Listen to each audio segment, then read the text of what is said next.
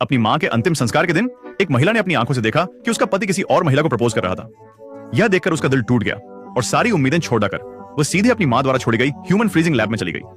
उसने फैसला किया कि वह खुद को फ्रीज कर लेगी, पहला अपनी मां की आखिरी इच्छा पूरी करने के लिए और दूसरा अपने पति को ऐसा दर्द देने के लिए जिसे वह कभी न भूल पाए। सभी औपचारिकताएं पूरी करने के बाद उसे एक मृत्यु प्रमाण पत्र दिया गया जिसमें लिखा था कि 60 दिनों के बाद दुनिया से उसका हर रिकॉर्ड मिटा दिया जाएगा और उसे फ्रीज चैम्बर में रखा जाएगा जहां उसका पूरा शरीर बर्फ बन जाएगा। अगर प्रयोग सफल रहा तो वह 50 साल बाद जीवित वापस आ सकती है, लेकिन अगर यह विफल रहा तो वह कभी वापस नहीं आएगी। शोधकर्ताओं ने उससे कहा, इन आखिरी 7 दिनों में अपने करीबियों को अलविदा कह दो।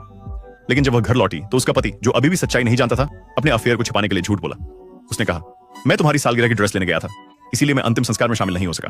लेकिन उसके झूठ के संकेत साफ दिख रहे थे। फिर भी उस महिला ने कुछ नहीं कहा। उसने बस अपना मृत्यु सूचना बॉक्स उठाया, उसके हाथों में थमा दिया और कहा, इसे 7 दिनों के बाद खोलना। अगली सुबह महिला ने अपने पति द्वारा दी गई डिजाइनर ड्रेस पहनी और लोगों को लगा कि यह जोड़ा एकदम सही है। लेकिन केवल वह महिला जानती थी कि इस पूर्णता के पीछे केवल दर्द छिपा था। जब उसकी सबसे अच्छी दोस्त को फ्रीजिंग चैम्बर वाली योजना का पता चला तो उसने उसे रोकने की पूरी कोशिश की, लेकिन अब उस महिला को रोका नहीं जा सकता था। एक समय था जब वह आदमी उसे बेइंतहा प्यार करता था और उसकी हर इच्छा पूरी करता था, लेकिन अब वह पूरी तरह बदल चुका था। एक रात जब पति अपनी गुप्त प्रेमिका के साथ था, उसे पत्नी की सहेली का फोन आया। उसने उससे कहा, तुम पिता बनने वाले हो और तुम्हारी पत्नी को अस्पताल में भर्ती कराया गया है। ये सुनकर वह भागकर अस्पताल पहुंचा।